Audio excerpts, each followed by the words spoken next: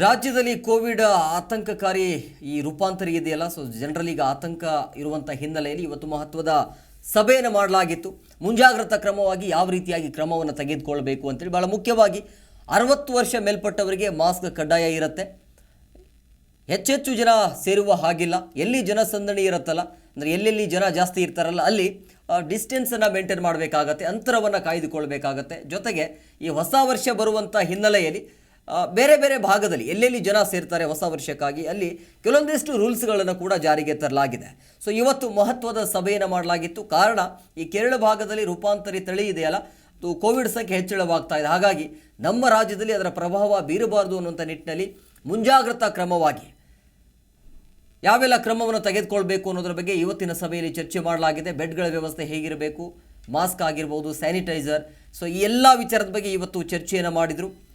ಮುಂಜಾಗ್ರತಾ ಕ್ರಮವಾಗಿ ಸದ್ಯಕ್ಕೆ ಆತಂಕ ಪಡುವಂತಹ ಅಗತ್ಯ ಇಲ್ಲ, ಆದರೆ ಮುಂಜಾಗ್ರತಾ ಕ್ರಮವಾಗಿ ಬಹಳ ಎಚ್ಚರಿಕೆಯನ್ನು ವಹಿಸಬೇಕಾಗತ್ತೆ. ಮುಂದಿನ ದಿನಗಳಲ್ಲಿ ಏನು ಬೇಕಾದರೂ ಆಗ್ಬೋದು. ಸೊ ಹಾಗಾಗಿ ನೋಡಿ, ಕೇರಳ ಭಾಗದಲ್ಲಿ ಅತಿ ಹೆಚ್ಚು ಪ್ರಕರಣ ದಾಖಲಾಗ್ತಾ ಇದೆ.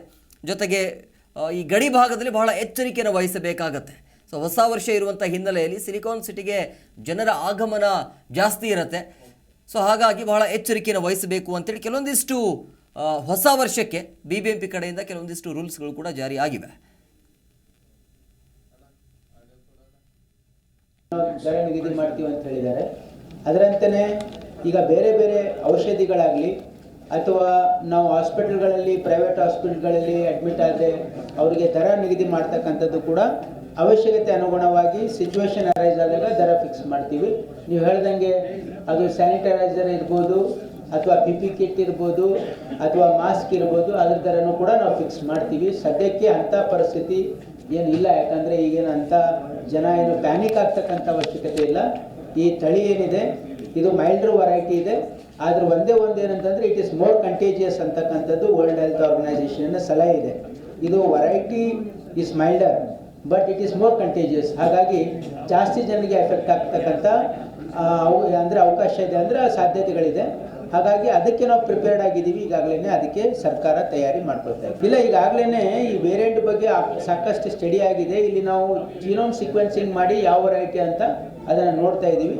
ಈಗಾಗಲೇ ICMR and even world health organisation is also studying on this variety. There is nothing significant. ಇಲ್ಲ, ಹೇಳ್ತಾ ಇದ್ದಾರೆ ಏನಂದರೆ ಪ್ರೆಡಿಕ್ಟ್ ಅಂತಂದರೆ ನಾವು ಯಾವಾಗ ಪೀಕ್ ಆಗುತ್ತೆ ಅಂತೇಳಿ we can't, but with the existing information and world health organisation's directions ಅಂದರೆ ಅವ್ರ ಸಲಹೆ ಪ್ರಕಾರ ಇದು ಇಟ್ ವಿಲ್. ಪ್ರತಿಕ್ಷಣದ ಸುದ್ದಿಗಾಗಿ Zee Kannada news app download ಮಾಡಿ. Live TV, latest updates, entertainment, lifestyle, technology ಸುದ್ದಿ ನಿಮ್ಮ ಅಂಗೈಯಲ್ಲಿ.